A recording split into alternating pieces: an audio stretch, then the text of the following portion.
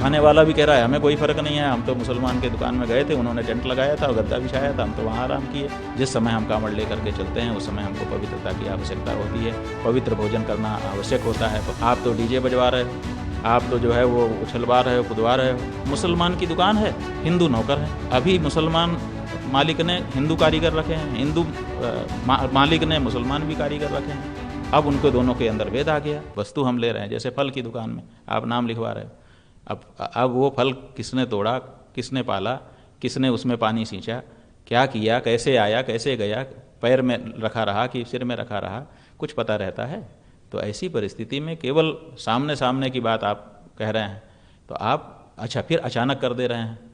पहले ऐसी कोई शिक्षा का आप वर्ग चलाते कि जो कांवड़िए हैं उनका प्रशिक्षण होगा, उनको समझाया जाएगा कि देखो शास्त्र के अनुसार जिस समय हम कांवड़ लेकर के चलते हैं उस समय हमको पवित्रता की आवश्यकता होती है, पवित्र भोजन करना आवश्यक होता है, पवित्र जीवन जीना होता है।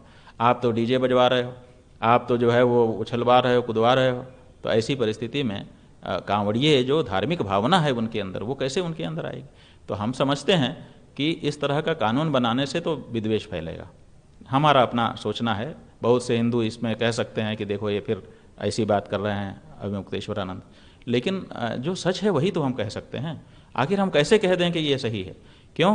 क्योंकि मुसलमान की दुकान है, हिंदू नौकर हैं, बनाने वाले सब हिंदू हैं और मालिक जो है गल्ला पे बैठ करके मालिकाना कर रहा है। अब नाम लिख दिया गया कि ये, और उस दुकान में अब उस दुकान में इसका आर्थिक असर पड़ेगा।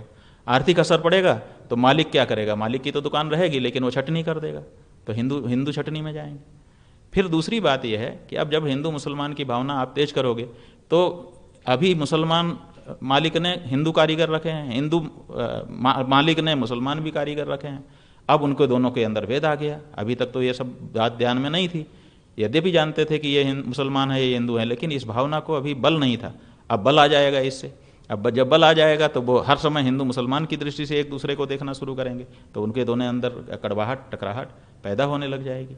तो ये सब पवित्रता कितनी मेंटेन होगी इसका पता नहीं। अच्छा, आज परिस्थिति ये है कि लोगों की समझ ऐसी हो गई कि कोई कहीं भी खा रहे हैं, उनका विचार ही नहीं है कि किसने इसको छुआ है, किसने इसको बनाया है, किस भावना से बनाया है, ये सब सोच ही नहीं रहे हैं लोग। उनको भूख लगती है, बस जो सामने दिख गया जाके खरीद के खा लेते हैं। पहले हम लोग विचार करते थे, हम लोग तो आज भी इस बात का विचार करते हैं कि कहाँ खाना है, कब खाना है, कैसे खाना है, आदि आदि। लेकिन अब आम जो हिंदू है वो ये सब विचार करता नहीं है, और ऐसी परिस्थिति में उसको समझाइश तो ठीक से दी नहीं गई। लोगों को भी इस बारे में ठीक से अवेयरनेस लाई नहीं गई कि भाई असल में इसके पीछे ये भाव है, और इसमें किसी को भेदभाव डालने की, हमारी किसी को नीचा दिखाने की ऐसी कोई भावना। ऐसा वातावरण एक बनाया जाना चाहिए, और उसके बाद इस तरह से कुछ किया जाता तो शायद ज़्यादा कारगर रहता। लेकिन अचानक जिस तरह से लागू कर दिया गया है इसको, तो अभी तक तो लोग समझ ही नहीं पा रहे हैं कि क्या है। हमने 3-4 लोगों का देखा, जैसे वो माहौल क्या है वाला गया था, जनता के बीच में जाता है, वो जनता की राय देता है। अब वो कह रहे हैं हमें कोई फ़र्क नहीं है।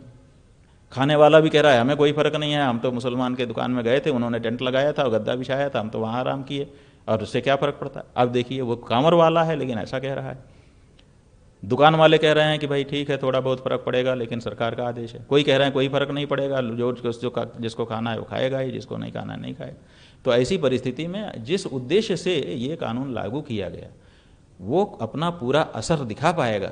देखिए, पवित्रता अच्छी चीज़ है, और इस बारे में अगर कोई विचार करता है तो हम उसका समर्थन करते हैं, लेकिन उसके लिए उचित वातावरण बना करके तब इस बात को कहा जाना चाहिए। अन्यथा अचानक कर देने से, जैसे नोटबंदी अचानक कर दी गई थी तो लोगों को कितनी परेशानी हुई, तो अचानक नहीं करना चाहिए। उसके बारे में वातावरण बनाना चाहिए, समझाइश देनी चाहिए, और तब जा करके, और जगह जगह उस तरह की व्यवस्था कांवड़ियों के लिए। क्या सरकार ये नहीं कर सकती कि हर किलोमीटर पर कांवड़ियों के लिए लंगर लगा दे? हिंदुओं को ही प्रेरित करके लगा दे, सरकारी खजाने से पैसा ना निकाले कि भाई यहाँ पवित्र भोजन है, वहाँ पर जैसे आपके धर्मशास्त्र में नियम है वैसा भोजन, वैसी चाय, वैसा दूध बना करके रख दो। अमरनाथ में यात्रा करने के लिए लोग जाते हैं, पूरे देश के लोग जा करके वहाँ लंगर लगाते हैं। जितने व्यंजन घरों में नहीं परोसे जा सकते उतने ज़्यादा व्यंजन वहाँ अमरनाथ यात्रियों के लिए परोसते हैं लोग। हम ऐसे कई संस्थाओं को हम जानते हैं। हमारे बद्रीनाथ में यात्रा होती है, हम लोग तो लंगर नहीं चलाते हैं, लेकिन हमारे सिख बंधु जगह जगह पे खड़े होकर के झंडा लेकर के खड़े हैं, आइए जी खाइए जी, आइए जी खाइए जी, वो खिलाते हैं। वो सरकार से पैसा थोड़े लेते हैं, अपने ढंग का बनाते हैं, अपने ढंग से बैठाते हैं, अपने ढंग का खिलाते हैं और वाहे गुरु की जय बोलते हैं। तो उसी तरह से क्या कांवरियों के लिए समाज के लोग आगे नहीं आ जाते? अगर सरकार आग्रह करती कि आप लोग पवित्र भोजन करिए, और पवित्र भोजन कराने के लिए इन संस्थाओं को अनुमति दी जाती है और अवसर दिया जाता है, तो कांवर के रास्ते में जगह जगह ऐसी व्यवस्था हो जाती। वो सामान्य रूप से लोग करते ही हैं, तो फिर कानून की भी जरूरत नहीं पड़ती और पवित्रता भी मेंटेन हो जाती। ये इस तरीके, हाँ तो ठीक है ना। देखिए, जो इस नियम को अचानक लागू किए हैं, कहीं ना कहीं राजनीति उनके मन में है, और जो इसको इस तरह से व्याख्या कर रहे हैं कि ये तो राजनीति का मामला है, राजनीति का नहीं भी है तो राजनीति सिद्ध कर देंगे, वो भी तो राजनीति ही कर रहे हैं। बांटने की बात तो सब कर रहे हैं, क्योंकि बांट के ही खाए, रोटी तोड़ के ही टुकड़े टुकड़े खाई जाती है। इसलिए चाहे कि इस पार्टी का नेता हो चाहे उस पार्टी का नेता हो, तोड़ तोड़ के रोटी खाएगा। इसलिए बांटने का काम तो दोनों कर रहे हैं। इसमें एक अच्छी व्याख्या करने के लिए विपक्ष को आना चाहिए कि भाई तात्काल तुमको भले लगता हो कि बांटने की बात नहीं, असल में पवित्रता की बात है, तो ये भी तो कह सकते थे। चलो संभालते हैं अपने लोग। तो ऐसी परिस्थिति में संभालना किसी को नहीं है, लोगों के दिमाग में जहर सबको बोना है और सबको बांट करके बांटो राज करो, ये नीति है।